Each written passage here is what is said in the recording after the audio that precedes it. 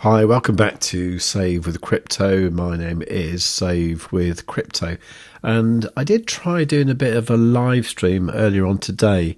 It didn't go so well, mainly because I've got no internet at home. I've got no actual, ADSL or fibre coming into the house, so I was relying on mobile data, and it just wasn't working very well. But what I was doing it on my second channel, which is called SWC Trading. I'll leave a link for that probably in the corner now, but definitely down below anyway. And I was looking at these two charts here. This one is the 1 minute time frame for Bitcoin USDT, and this one here is the 1 hour. Okay, now I'd put various things all over the charts like this, basically because I'm kind of looking for a bounce in Bitcoin. So let's just concentrate on the 1 hour time frame for the moment, and we're going to do this with our indicator, which is called Quadzilla. If you need to know about this, go to savewith.crypto.org/QZ. It's an amazing indicator. It adds lots of things up here on the main chart.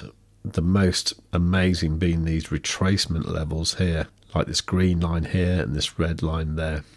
In addition, it also adds this momentum oscillator down here, which gives you some major clues about trend reversals and whether the asset is overbought or oversold.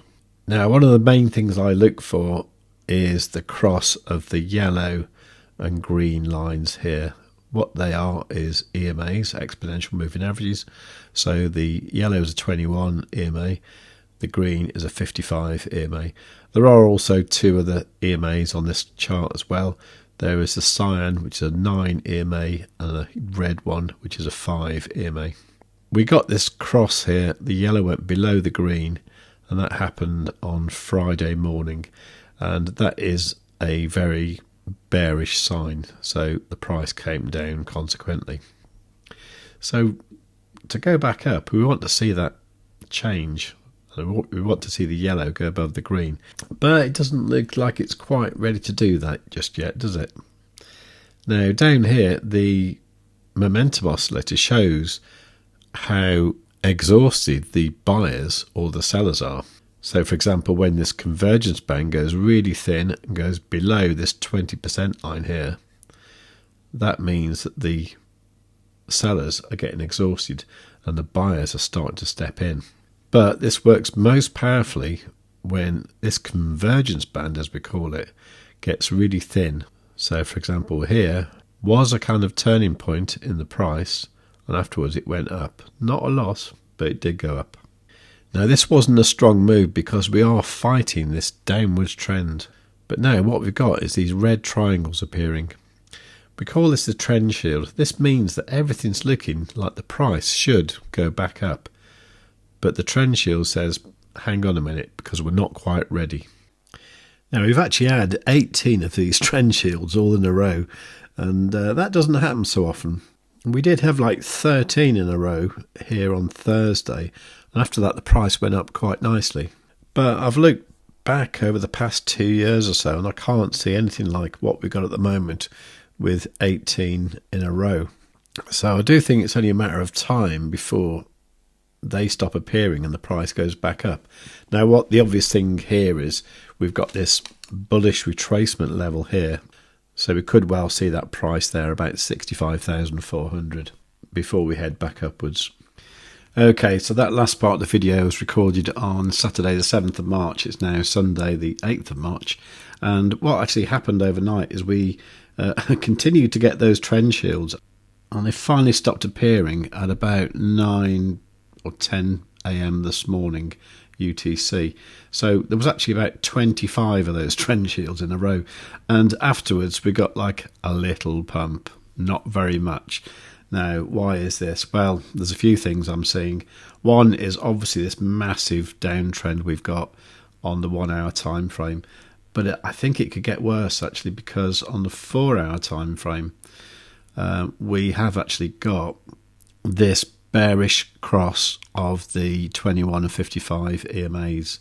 If we look when this happened in the past, we can see that the last one happened here on the 20th of January when we were up at 93.3k. So that could signify the start of a strong downtrend. So unfortunately, to go back to the 1 hour time frame, I'd probably say that the levels we are looking at are certainly this one here at 65.3k, and moving out to the daily time frame, probably this one here at about 62.6, or even down here below 30k. Now personally, I don't think we're going to come this far down, but I can see this area here as being a strong area that we might want to play around in for a while. And you can see that even going back to 2021, this isn't an area that Bitcoin is unfamiliar with. But of course, what could happen is the same as what just happened over the last day or so. That could happen again, meaning we could come down to this level here, hang around for a bit, and then continue back up. I think at the moment it's really hard to call, to be honest.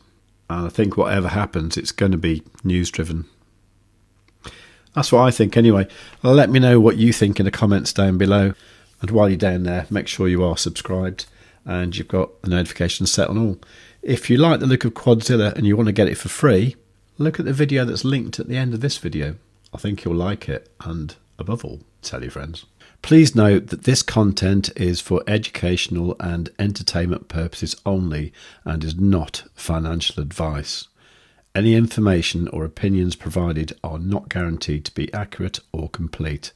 Always conduct your own research before making any financial decisions. A full legal disclaimer is in the description of each video and live stream.